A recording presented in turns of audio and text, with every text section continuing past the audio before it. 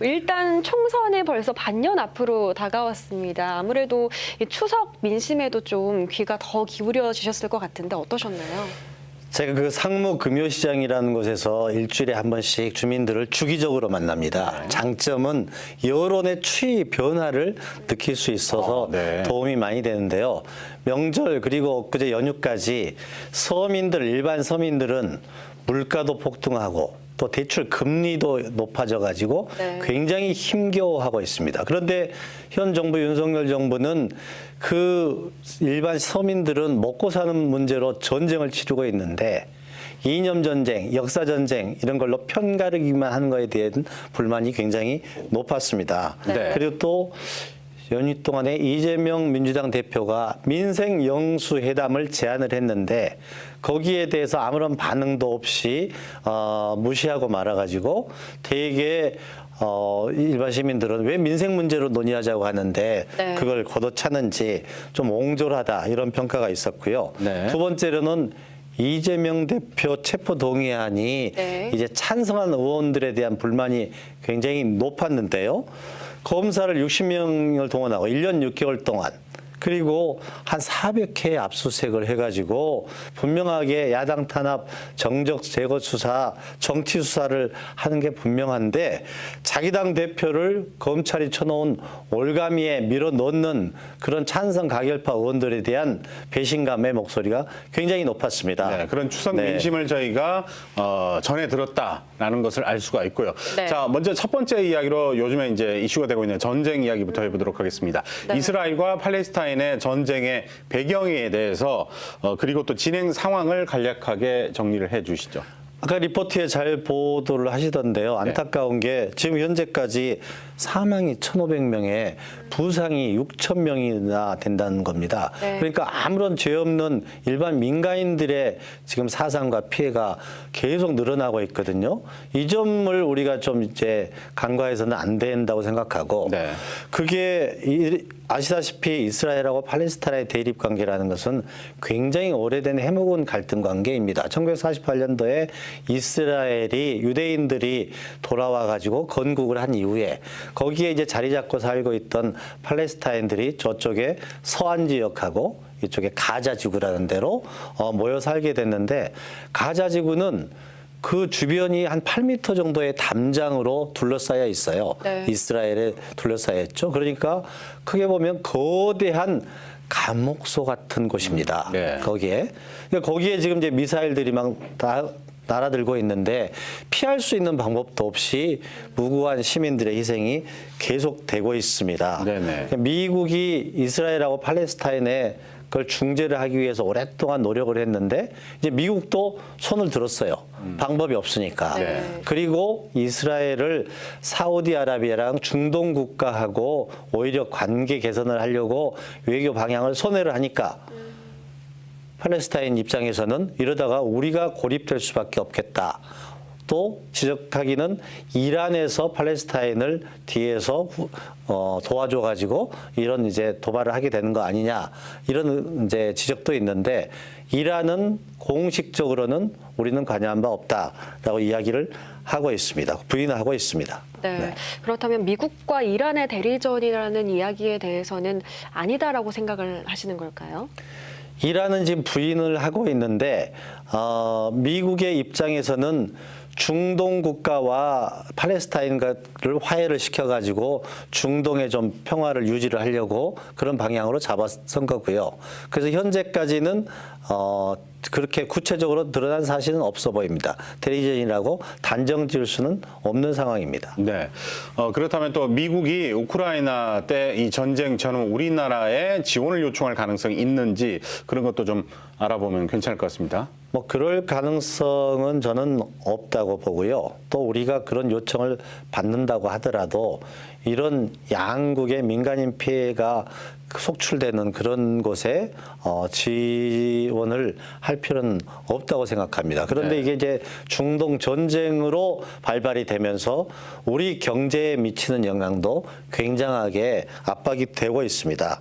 우리 유가 급등 등 우리 이제 경제에 악재가 쌓이고 있는데요.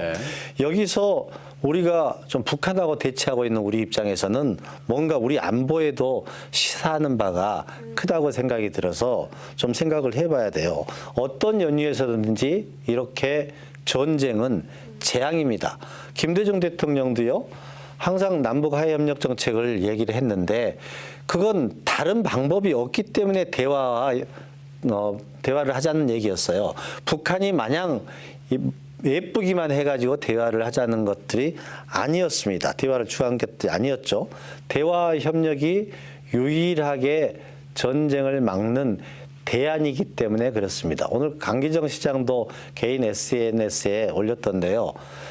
전쟁, 그러니까 힘에 의한 평화는 이건 진정한 평화가 아니다. 네. 그건 굉장하게 부서지기 쉬운 평화인 거죠. 네. 그 대화와 협력을 통해 가지고 평화를 유지하는 것이 진정한 평화다라고 생각이 됩니다. 네, 외교적인 입장은 저희가 또 앞으로 지켜보도록 하겠습니다. 네, 전쟁이 장기화될 가능성은 낮다고 전문가들은 이야기를 하지만 이미 너무 많은 사상자가 발생을 했기 때문에 하루빨리 어서 상황이 마무리되고 전쟁이 끝났으면 하는 바람입니다. 이어서 다음 소식도 알아볼까요? 네. 자, 다음은 그동안에 민주당과 이재명 대표 앞서서 말씀하셨듯이 추석 민심에서 가장 많이 이야기가 됐던 그런 사항들을 저희가 정리를 해보도록 하겠습니다. 네. 구속영장 기각이 되면서 한동훈 법무부 장관에 대한 파면이라든가 또 파면을 요구하면서 탄핵에 대한 움직임은 없는지 그 밑에 그 정치권의 움직임을 좀 전달을 해 주시죠. 한동훈 장관은 이재명 대표에 대해서 평소에 정치적인 공격 발언을 많이 했습니다. 그런데 한동훈 장관은 국무위원이잖아요. 공무원입니다. 공무원의 중립 의무를 위반을 했고 지난번에 본회의에서 체포영장 배경 설명을 하면서 굉장히 많은 분량을 피의 사실을 공표를 해서 형법 위반을 했습니다. 그리고 세 번째로 또 특수활동비의 자료를 제출하지 않고 폐기해서 공공기록물법 위반, 이 세 가지를 가지고 민주당에서는 지금 탄핵 여부를 네. 저울질을 하고 있습니다. 홍익표 원내대표는 지금 오늘부터 이제 국정감사가 시작이 됐기 때문에 네. 이슈가 분산된 것을 막기 위해서 국정감사 이후에 논의를 해보겠다라고 얘기를 하고 있는데요. 거기에는 정치적인 어떤 셈법이 깔려 있습니다. 탄핵을 하게 되면은요. 네. 탄핵을 하게 되면은 국무위원이 사퇴를 못하게 됩니다. 한동훈 장관이. 네. 그런데 한동훈 장관이 만약에 국회의원에 출마를 하려면은 90일 전, 그러니까 1월 10일 전에 국무위원직을 사퇴를 해야 돼요. 그런데 민주당에서 이게 탄핵안을 발의하면은 그 순간부터 직무가 정지되지만은 탄핵을 자기 스스로 사퇴를 스스로 할 수가 없게 됩니다. 네. 그래서 한동훈 장관의 출마의 키는 윤석열 대통령이 가지고 있는 게 아니라 네. 지금 홍익표 민주당 원내대표가 가지게 돼 있는 그런 모양새입니다. 그래서 이걸 총선과도 연결고리가 돼 있는 거고 만지작거리고 있는 걸로 보입니다. 네. 네, 그렇군요. 어제 강서구청장 보궐선거 지원 유세에 나서면서 사실상 당무 복귀를 했다고 볼 수 있겠고 또 앞으로 차차 정상 또 복귀를 해 나갈 텐데 민주당 내부 분위기가 조금 소란스러울 것 같습니다. 분위기가 좀 어떤가요? 지금 이제 영장실질심사에서 영장이 기각됐지 않습니까? 네. 그래서 그걸 찬성 가결파에 대한 어떤 비난은 굉장히 높아지고 있어요. 우리 지역에서도 시당위원장하고 최고위원까지 하시는 분이 최고위원을 사퇴를 해가지고 굉장히 비난 목소리가 높더라고요. 그런데 이재명을 싫어할 수도 있고 찬성의 소신이 있을 수도 있다고 봐요. 그러면 나는 이러한 이유 때문에 민주당을 더 지키고 총선 승리를 위해서는 이 사법 리스크를 없애야 된다. 사법 권리를 없애야 된다. 이렇게 당당하게 밝히고 주민들한테, 시민들한테, 유권자들한테 평가를 받으면 된다고 생각하는데 그거에 대해서 증언을 확인을 거부하겠다라고 하는 것은 굉장히 비겁하다. 이런 지적들을 많이 받고 있는데요. 네. 오히려 이재명 대표는 어제 처음 가가지고 우리 안에 작은 차이를 넘어서 손을 잡고 가자 이런 메시지를 보냈어요. 네. 그런데 대표는 그렇게 통합 메시지를 가더라도 일반 당원들이 그 찬성 가결파 의원들에 대한 심판은 분명하게 이루어질 것으로 보입니다. 네. 과연 포용이 대세가 될지 아니면 축출론이 대세가 될지 이것도 시간을 갖고 지켜보도록 하겠습니다. 자, 그리고 추석 당일에 윤석열 대통령에게 이재명 민주당 대표가 영수회담을 제안을 했습니다. 네. 아까도 잠깐 언급을 처음에 인사할 때 해주셨지만 좀 더 자세하게 설명을 해주시죠. 영수회담을 이제 민생 영수회담을 제안을 한 거예요. 이제까지 1년 6개월 출범되고 나서 야당 대표를 한 번도 만나지를 않았어요. 그러면은 야당 대표의 다른 정치적인 사안은 두고라도 지금 아까 말했듯이 고금리, 고환율, 고물가로 국민들은 먹고 사는 문제하고 전쟁 중입니다.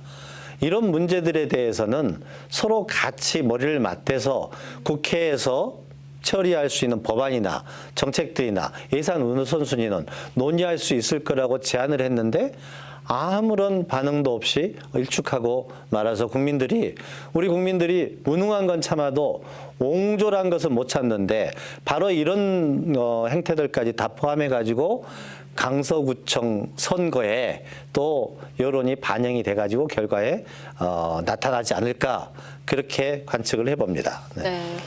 인사청문회 파행도 이어지고 있습니다. 이균용 대법원장 후보자 임명 동의안 부결 그리고 김행 여가부 장관 후보자를 두고서 강대강 대치가 이어지고 있는 상황이죠. 그렇습니다. 그 신원식 국무부 장관, 김행 그리고 이균용 대법원장 네. 이런 분들이 여러 다른 인재들도 많은데 굉장하게 인재풀이 좁은 것 같아요. 그리고 그런 사람들을 인사 추천을 해가지고 지금 청문회에서 굉장하게 논란들이 많이 되고 있는데요. 이제 공직자의 도덕성은 기본입니다. 그래서 그 동직자의 도덕성에 자신이 없는 사람들은 서로 추천을 받더라도 본인이 사양을 해야 된다고 생각합니다. 김행 후보자 같은 경우에는 청문회 중에 주랭랑 쳐가지고 김행랑이라고 놀림도 받고 하는데 노쇼예요. 나타나질 않아요. 그리고 저기 주식 가지고 있는 거 주식을 파킹했다는 거 그리고 위키트리를 통해 가지고 혐오 장사를 했다는 거 자식들에게 주식을 맡겨놨는데 그런 자료 제출을 거부를 하고 마지막에는 그런 걸 의원들이 계속 따지니까 짐 싸가지고 가버리고 다음 날까지 청문회 했는데 나타나지를 않아요. 네. 그건 면접 보는 사람이 면접장을 이탈을 해가지고 사라져버린 거하고 같은데 문제는 이런 부적격 후보를 다시 윤석열 대통령이 임명을 강행하려고 하는 모습을 보인다. 그래서 국민들이 또 강서구청의 강서구의 구민들이 그런 게 반영이 돼가지고 결과가 나타날 것으로 그렇게 관측이 됩니다. 네. 이런 상황에서 말씀하셨지만 가장 이제 현실적으로 관심을 끌고 있는 게 바로 내일 강서구청장 보궐선거입니다. 김명진 대표가 저희 광주 MBC 너튜브 채널이 생긴 이후에 최고의 조회수를 기록을 얼마 전에 하셨는데 그게 바로 이재명 대표가 구속영장이 기각될 것이다. 그 법률적인 근거와 그리고 송갑석 최고위원의 후임으로 전현희 의원이 유력하다. 이거 내용이었습니다. 자, 강서구청장도 내일 예상을 해 주시죠. 뭐 퍼센트지까지 해 주시면 좋을 것 같습니다. 맞추면 뭐 포상이 있습니까? 그런 건 모르겠고요. 아무튼 저희가 잘 짤막한 방송으로 네. 포장을 해드리도록 하겠습니다. 네. 사전선거가 22.8%를 기록돼가지고 역대 재보궐선거 중에 가장 높았습니다. 그렇죠. 그런데 우리가 알아야 될 게 일반 지방선거는 공휴일이지만 재보궐선거는 내일이 공휴일이 아닙니다. 네. 그래서 투표율이 그렇게 높지 않을 것 같아요. 네. 그래서 만약에 제가 예측을 합니다. 35% 이상의 투표율이 높으면은 15% 이상으로 진교훈 후보가 이긴다. 네. 그리고 투표율이 30% 이하게 되면은 10% 차이로 진교훈 후보가 이긴다. 분명한 것은 아까 말했던 오만한 어떤 국정 운영 여러 부적절 인사들의 장관 임명 등이 모아져 가지고 여당 후보가 불리할 것이다. 네. 이런 이제 전망을 하게 됩니다. 네. 강서구에 주민이 57만인데 호남 연고의 주민들이 한 20만 정도 된다고 해요. 네. 그래서 저는 이제 호남 골목골목, 광주 골목골목을 다니면서 여론을 보기 때문에 이 여론이 강서구에도 전달될 것이어서 그렇게 예측을 해봅니다. 네. 네. 근데 보통 구청장 선거는 관심을 받지 못하는데 네. 여야 지도부 대표가 전격적으로 유세에 나서고 이재명 대표도 지원 유세에 나서는데 이렇게 초미의 관심을 끌고 있는 이유가 어디에 있을까요? 이런 구청장 보궐선거를 전국선거로 끌어올리는 게 바로 윤석열 대통령입니다. 이 김태호 후보, 이분이 대법원에서 선거법 위반으로 유죄학증 판결을 받았는데 이 사람을 사면 복권을 시켜가지고 3개월 뒤에 선거에 다시 출마를 시킨 거예요. 네. 보궐선거에 귀책 사유가 있는 사람을 다시 후보로 추천을 하고 그러니까 이제 국민들은 굉장히 관심이 더 높아지고 분노 게이지도 높아진 거죠. 그래서 이 선거가 이재명 대 윤석열 이런 경쟁 구도가 돼버리고 말았어요.